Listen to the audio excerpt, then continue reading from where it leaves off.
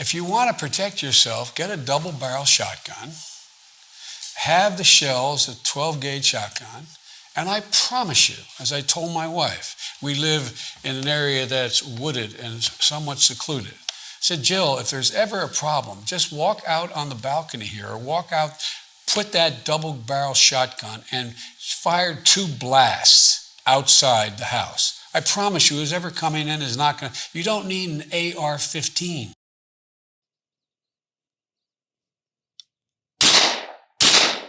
Begone, bad men, begone!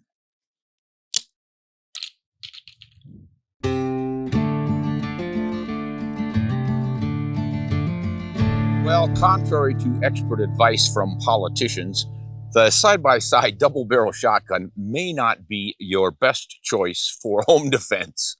It's not exactly a bad choice, but I don't think it's optimal.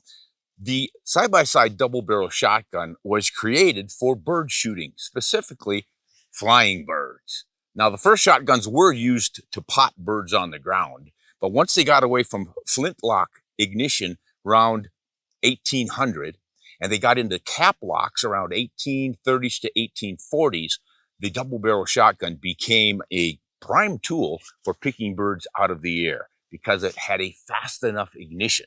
And you had 2 barrels. They advanced to the breech loaders with shotgun shells instead of pouring muzzleloader powder down the barrel. And then you really ended up with something handy because you drop your shells in, close it, fire, and they pop back out, and you are rolling. The side-by-side double-barrel shotgun reached its peak popularity around 1900 in the United States. Some of the famous brands were Fox, Parker, Lefevre, and L.C. Smith.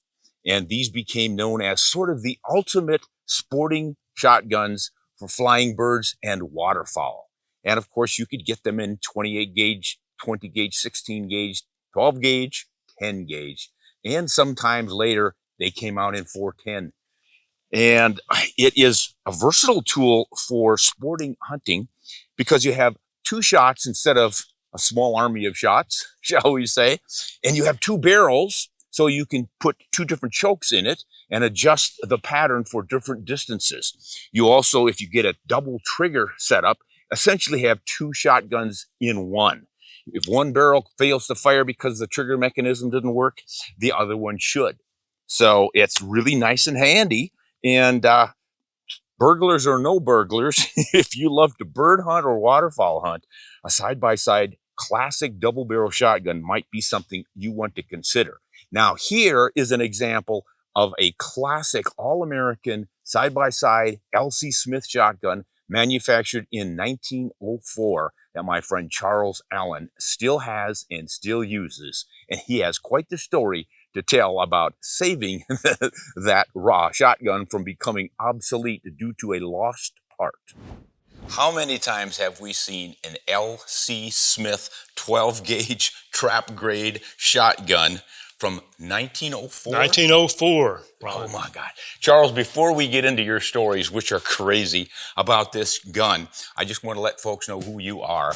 Charles here is a professional guide. He had a business in Alaska as a 28 years in Alaska. 28 years. Yes, retired as a master guide there. So spent some time in bush plains and on the ground in southeast Alaska. And he is the founder of Diamond Blade knives, which are really innovative. We'll do another show with Charles about those knives because they're really amazing. But I just want to talk about this gun. Where did you get it? Tell me all about it. This gun I inherited from my father. Mm-hmm. And my father bought this gun in the 40s, okay? This gun was built in 1904. Wow. We're talking about a 120-year-old gun that still shoots probably as good as the day it came out of the factory. And it's tight. Oh, like a bank vault when those things, when they close up. So my dad had it, and it's a 32-inch full trap grade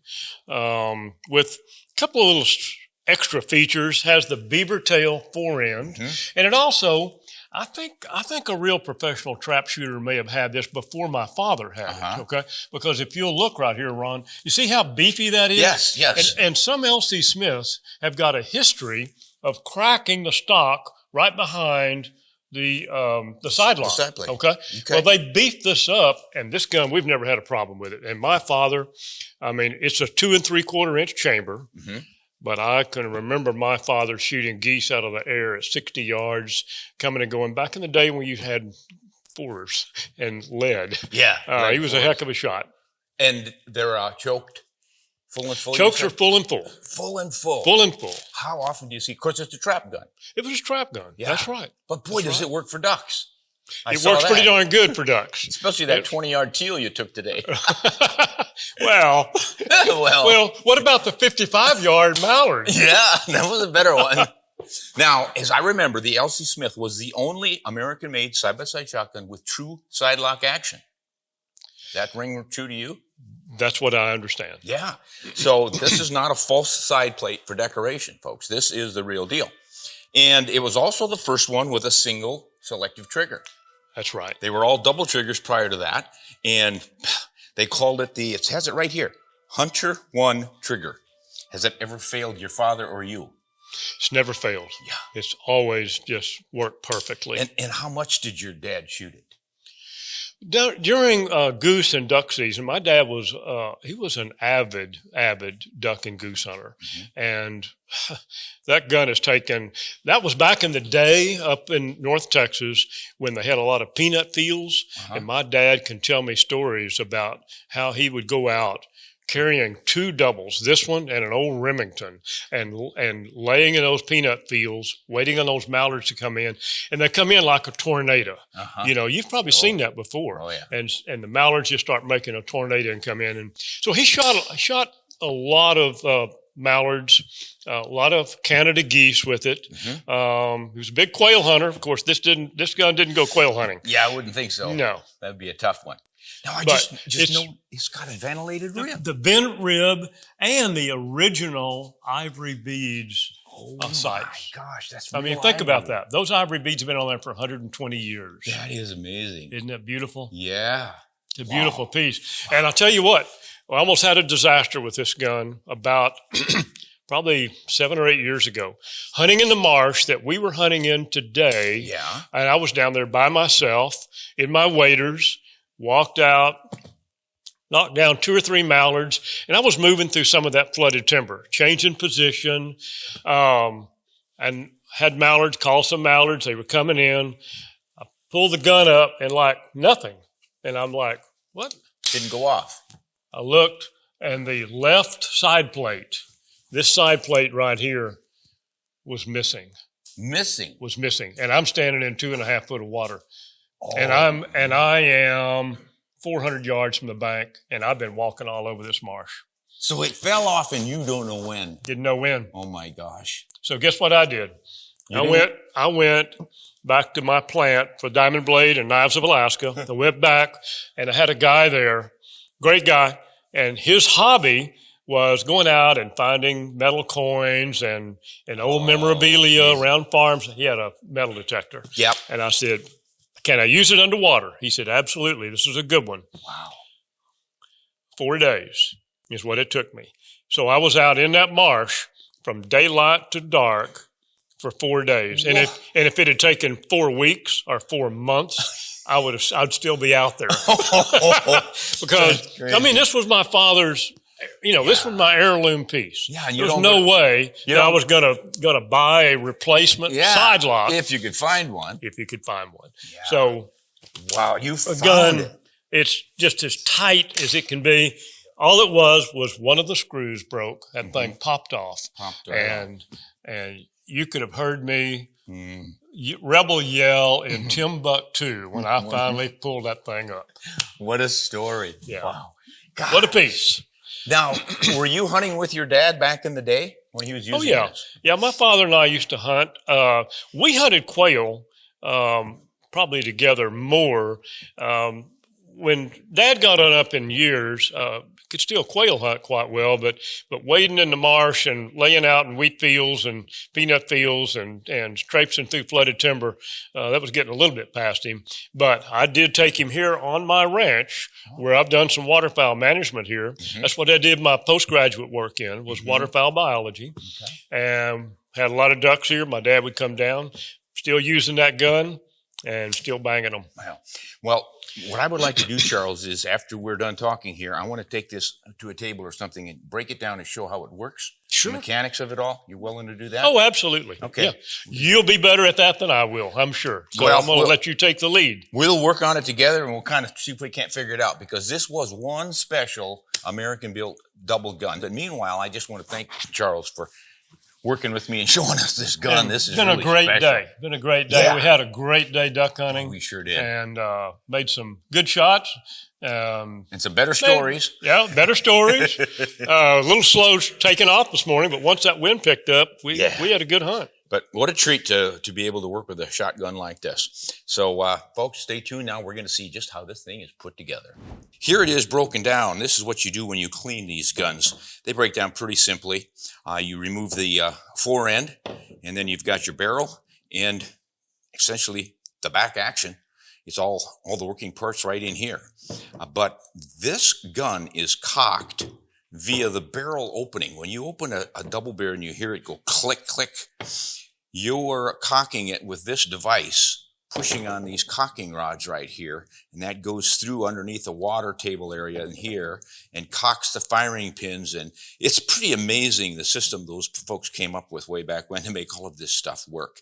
But this is an important feature, I think, on the LC Smiths that made them so strong, because that entire lug right through there fits inside of this, I don't know what you'd call it, but a groove.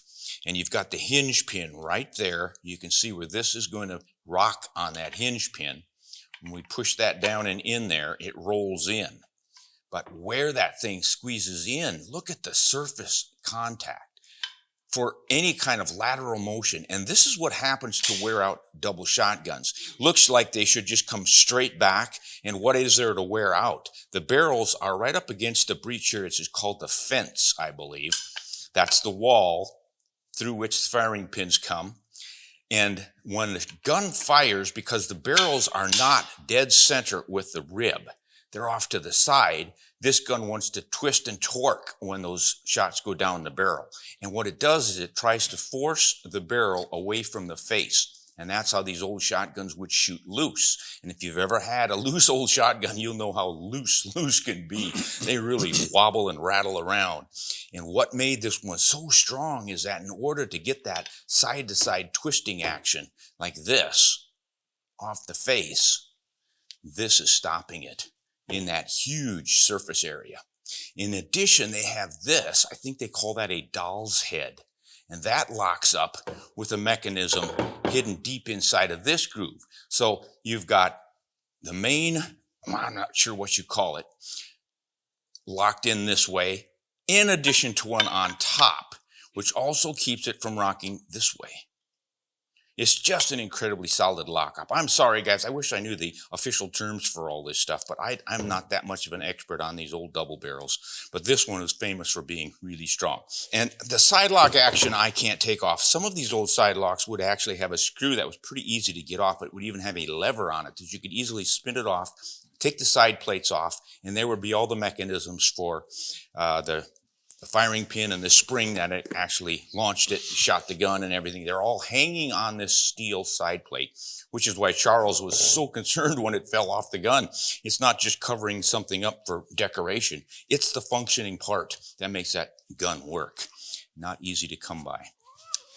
That's about all I can tell you on it, but gosh, if anybody out there has an LC Smith and you really know what makes it tick, I would love to hear from you. Maybe someday we can do another show on it in which I would be better informed and more articulate about the whole process. Well, not all of us are so lucky as Charles as to have a 100-year-old shotgun like that LC Smith. But if you are interested in double-barrel shotguns, do know that this day and age, most of them are over and under rather than side by side. And you might find a fair number of them on the market for somewhere around $1,000, maybe a smidgen less, up to $1,500. And then you start getting into the more expensive ones. But by golly, the side-by-side and over-under double-barrel shotguns are probably just as, well, definitely just as useful now as they've ever been for hunting. And if you're looking for something more traditional and lots of fun, you might want to check out some of today's double-barrel shotguns. Bad guys or no bad guys. Hey, this is Ron Spomer. Thanks for watching. We'll see you next time on Honest and Shoot Straight.